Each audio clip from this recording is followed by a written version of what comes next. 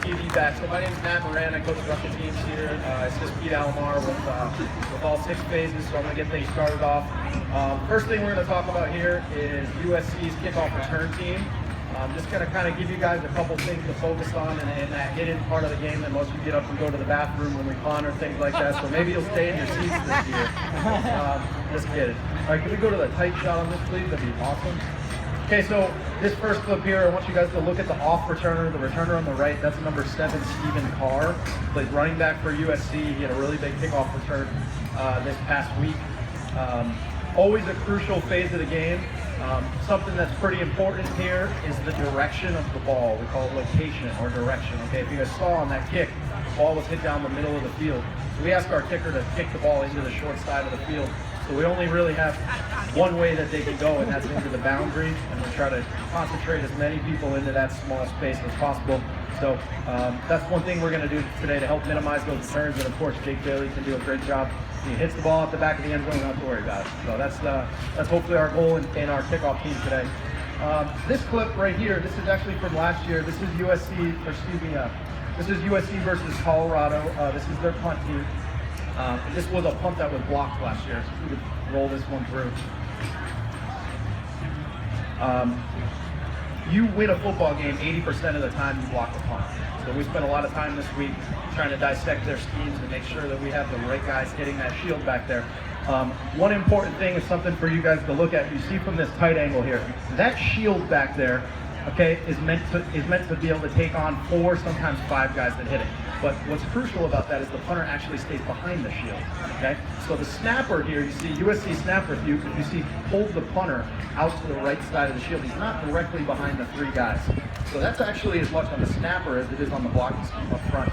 So one thing that you can look to see us do here is bring guys off the edge there in case the snapper pulls that guy from outside the shield, and we might be able to get a free one here and block one. And as I said, 80% of the time you block the punt, you get a chance of winning the game statistically. So that's something to pay attention to right there.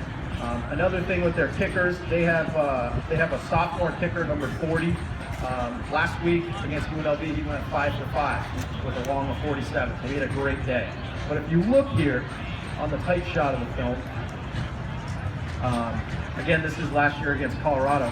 He has a tendency of hitting a low ball. You see that ball, the trajectory of the ball? What we do with our field goal block team is we are what we call a flight line block team. So we're going to concentrate as many hands as we can at where the ball crosses the line of scrimmage. Okay, so that's interior block here. So you see those guys getting their hands up. Okay, what we try to do, based on where the ball is on the field, is get 4, 5, 6 hands up there where we anticipate the ball crossing the line of scrimmage. So you usually do that with taller guys. You'll see some offensive linemen in there. You'll see some taller defensive ends. And we're waiting for this situation to happen here, where he hits the low ball. You see this one here, barely makes it through. But Colorado doesn't have hands up on the flight line of the ball. So you'll never be able to block that kick unless you have somebody in that position. So that's what we're going to try to do today, is concentrate those hands on what we call the flight line of the ball. One more quick thing, the punt unit here, this is last year against USC in the Pac-12 championship game. And the last couple of times we've played USC, Jake Bailey has done a great job of winning the punting duel. So one thing that we look at after every single game is our net punt versus their net punt. And that's hidden yardage in the football game. You know, that's a couple of first downs here or there that our offense doesn't have to pick up, that our defense doesn't have to stop them. So that's a slight edge, and Jake did a great job. If you want to play this one here. Again, number one thing, we are a directional punt team, so we're always trying to put the ball into the boundary, into the short side of the field. So you see with Jake here, he has great hang time and direction. And you see that net that we have cast down there? There's even spacing between those guys. As they're running down the field, you see there's about 5 yards of space between each of them. There's layers to it. That's what we would call a really good punt net, where we're trying to trap the returner within those guys. And so Jake did an excellent job of giving us hang time, distance, and direction here. And our guys playing fundamentally sound down the field. And it doesn't have to be a defensive guy that makes those plays. That's number 82, Katie Smith. You guys know who he is. He's a big tight end. He starts on the punt team for us. So we ask him to also cover down the field and make plays, you know, in the defensive role.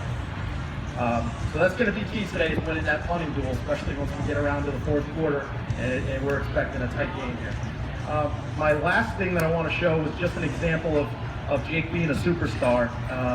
This kid's a bit of a stud. You don't see this a lot from a punter. This was last week against San Diego State. If you guys remember, he hit a 64-yard punt that hit it about the 10-yard line and bounced out at the 1.